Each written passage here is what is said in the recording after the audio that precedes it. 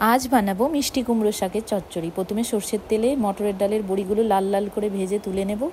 তারপরে ওই তেলেই দেবো 5 ফোড়ন আর তেজপাতা। চাইলে শুকনো লঙ্কাও দিতে পারেন। এখানে সবজিতে আমি অ্যাড করলাম আলু, পটল আর ঝিঙে। এটাকে ভালো করে ভেজে নেব এরকমভাবে। তারপরে আগে থেকে ভাপিয়ে রাখা কুমড়ো শাক আর কুমড়োর ডাঁটা দিয়ে ভালো করে নাড়াচাড়া করে নেব। এর মধ্যে দেবো এবার একটু হলুদ আর নুন। তারপরে আবার ভালো করে নাড়াচাড়া করে একটুখানি ভাপাতে দেবো। জলগুলো বেরিয়ে এলেই বড়িটা দিয়ে দেবো। তার মধ্যে আবার ভালো করে নাড়াচাড়া করব। এবার আগে থেকে সর্ষে আর কাঁচা লঙ্কা মিক্সিতে ভালো করে পেস্ট করে রাখবো। এই মিশ্রণটি এবার ঢেলে দিলাম। তারপরে এবার ভালো করে মিশিয়ে নিয়ে এর মধ্যে একটুখানি মিষ্টি দেব।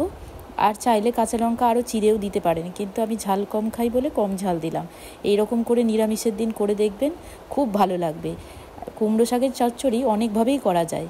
তো এবার আবার লাস্টে নামানোর সময় একটুখানি সর্ষের তেল দিয়ে যে নামিয়ে ফেললাম কুমড়ো শাকের চচ্চড়ি। কেমন লাগলো কুমড়ো শাকের চচ্চড়ি?